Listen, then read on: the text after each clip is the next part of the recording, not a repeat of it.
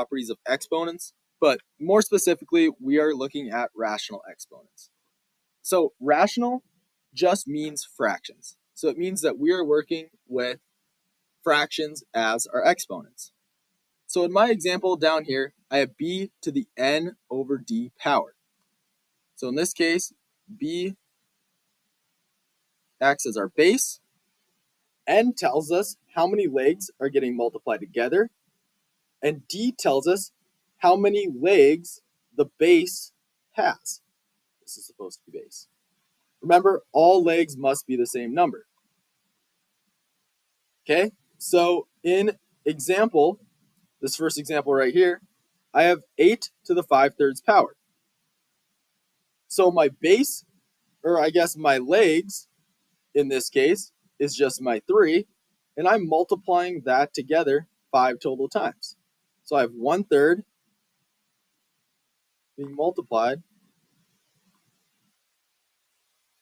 5 total times. So it's the same as saying 8 to the 1/3 power to the 5th power. 8 to the 1/3 power is just 2. We can figure that out by taking 8 and splitting that into 3 separate pieces. The cube root of 8 is just 2. So 2 times 2 times 2 is going to give us 8. Since we are only taking 1/3 of that 8, we just need to take one of those 3. So that's how we get 2 times 2 times 2 times 2. Okay, 2 to the 5th power just gives me 32. And that would be my final answer in this case. So going down to the examples here, I have 8 to the 1/3 power. So I want to split 8 into 3 equal pieces. Like we did above, we know that that is just going to be 2, 2, and 2. Okay? So essentially, our denominator is telling us how many legs,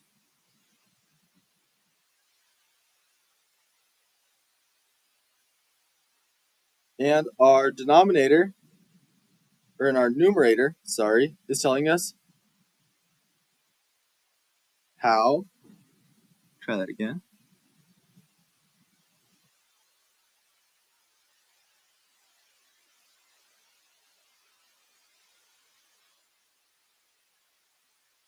So our denominator is telling us how many legs we have, how many parts do we need to split it into, and our numerator is telling us how many of those do we keep.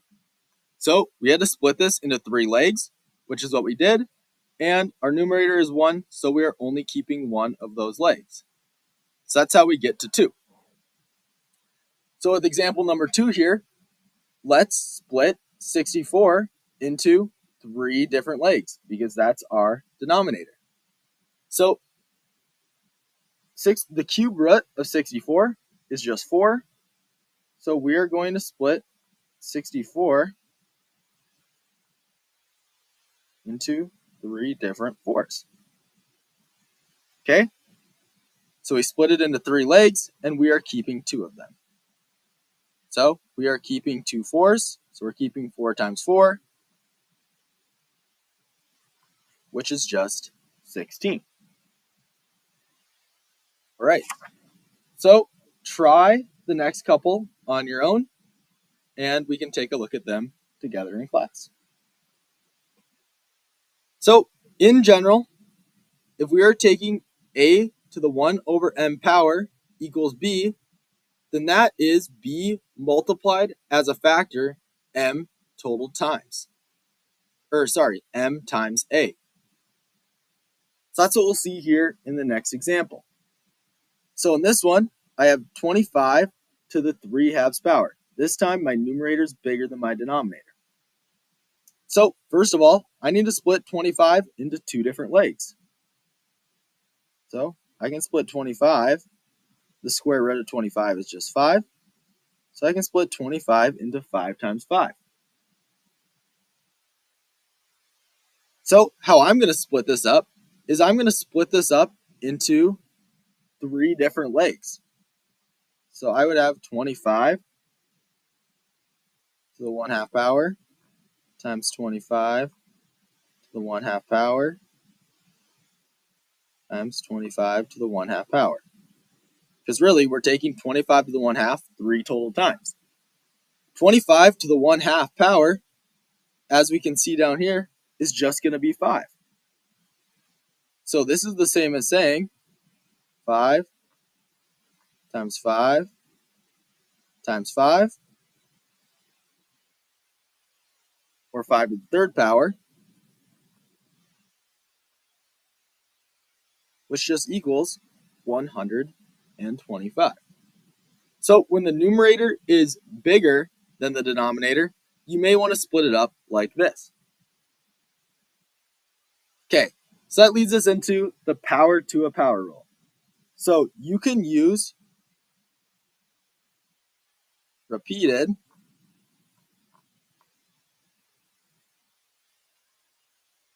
addition to simplify a power raised to a power. So if I have x to the 5th power squared, I could write that as x to the 5th power times x to the 5th power. X to the 5th power twice. Okay, as we learned in the last lesson, that would be the same as saying x to the 5 plus 5 power, which is just x to the 10th power. Okay? So the rule for this is to raise a power to a power, we can just multiply the exponents. So if I have a to the nth power to the nth power, that's the same as saying a to the m times n power. Remember, a can't be 0, and m and n must be rational numbers. So here's our example here. If I have 4 squared to the 3rd power, that's the same as saying 4 times 2, and this should be, wait a second, this should be 4 times 2 times 2 times 4 squared as well. 4 squared 3 total times. So this is really the same as saying 4 to the 2 times 3 power.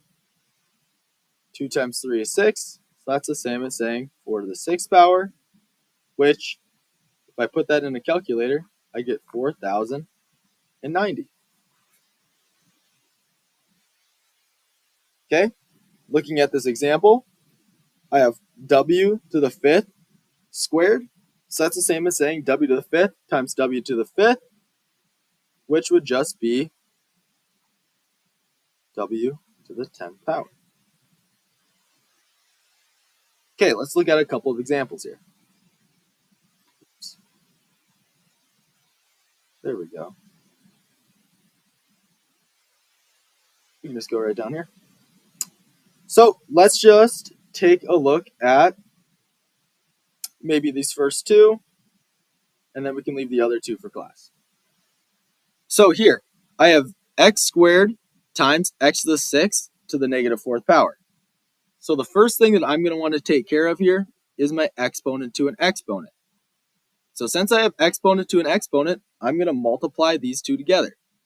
So we have x squared times x to the 6th times negative 4th power. 6 times negative 4 gives me negative 24. So this gives me x squared times x to the negative 24th power.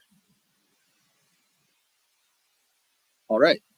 So remember, when you're multiplying exponents with a like base, that means that you are going to add. So this is the same as saying x to the 2 plus negative 24th power, which is just going to give me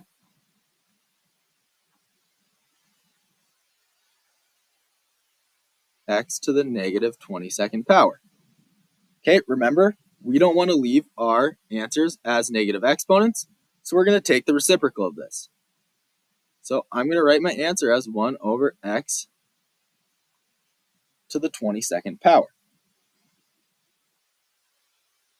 Okay, let's go down here to the example just below. if I have x to the fourth power raised to the second power, this is a power to a power. So I'm going to multiply my exponents.